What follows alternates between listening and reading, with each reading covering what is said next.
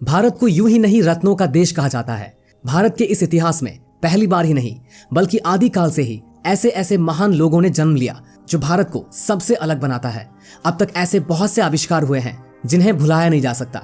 भारत ऐसा देश है जो प्राचीन काल से ही सबको ज्ञान दिया। भारत में ऐसी उन्नत सभ्यताएं हैं जिनकी बराबरी आज तक कोई भी देश नहीं कर पाया। इस संस्कृति की एक एक परंपरा में विज्ञान छुपा है और उस विज्ञान को प्रत्यक्ष करने वाले महान वैज्ञानिक इसी भारत भूमि पर जन्मे हैं। आज की इस वैज्ञानिक खोजों का श्रेय इसी संस्कृति को जाता है, चाहे वो एटम बम का आविष्कार क्यों ही ना हो। आइंस्टाइन और न्यूटन के बारे में तो सभी जानते होंगे, लेकिन भारत में कई और ऐसे वैज्ञानिक हैं जिन्होंने कई आविष्कार किए और सिद्धांतों के बारे में अपनी राय प्रकट की। आयुर्वेद, गणित, खगोल विज्ञान, प्लास्टिक सर्जरी, वायुयान, बिजली, मृत्यु, राजनीति, ये सभी विज्ञान भारत में ही जन्मे हैं। समस्त विश्व को ज्ञान देने वाले महान भारत और ऐसे ही एक महान वैज्ञानिक नागार्जुन के बारे में आज हम सभी लोग जानेंगे।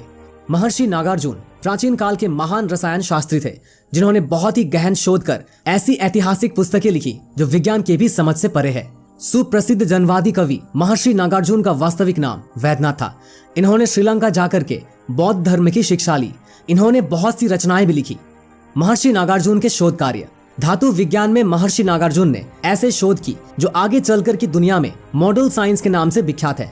महर्षि नागार्जुन ने धातु विज्ञान को कैसे दिशा निर्देश दिए, आज उसी के बारे में हम लोग जानेंगे। केमिस्ट्री यानी कि रसायन विज्ञान, तमाम फॉर्मूले जिसके बारे में आपने पढ़ा होगा, जिंदगी देने से लेकर के जिंदगी खत्म कर देने तक की रहस्य इसी केमिस्ट्री में ही है। महर्षि नागार्जुन ने बताया कि अलग अलग धातुएं कैसे सोने में परिवर्तित कर दी जाती है, सोने जैसा रंग उस पर कैसे चढ़ाया जाता है। रत्न रत्नाकर नामक पुस्तक में पेड़ पौधों से अम्ल और क्षार निकालने की विधि बताएं। इतना ही नहीं, पारे को शुद्ध करने और उसको यौगिक बनाने की विधि नागार्जुन ने बताए। औषधि विज्ञान में महर्षि नागार्जुन ने बेहतरीन शोध किए। इस शोध ने नागार्जुन को एक बेहतर चिकित्सक बना दिया। पीलिया यानी पांडु रोग और कई असाध्य रोगों की दवा बनाई थी जिनकी जानकारी उनकी लिखी किताबों में मिलती है। दिल्ली के महरौली में स्थित 15,000 वर्ष पुराने लौह स्तंभ में आज तक जंग नहीं लगा है। इसे मुगलों के द्वारा तोड़ने का भी प्रयास किया गया, लेकिन तोप का गोला उन्हीं की मस्जिद में टकरा करके मस्जिद को ध्वस्त कर दिया, लेकिन लौह स्तंभ को कुछ भी नहीं हुआ और वो वहीं पर स्थित है। नागार्जुन के द्वारा खोजे गए फास्फोरस की वजह से लौह स्तंभ में जंग नहीं लगता है। 15,000 वर्ष पुराने लौह स्तंभ में आज तक जंग नहीं लगा है।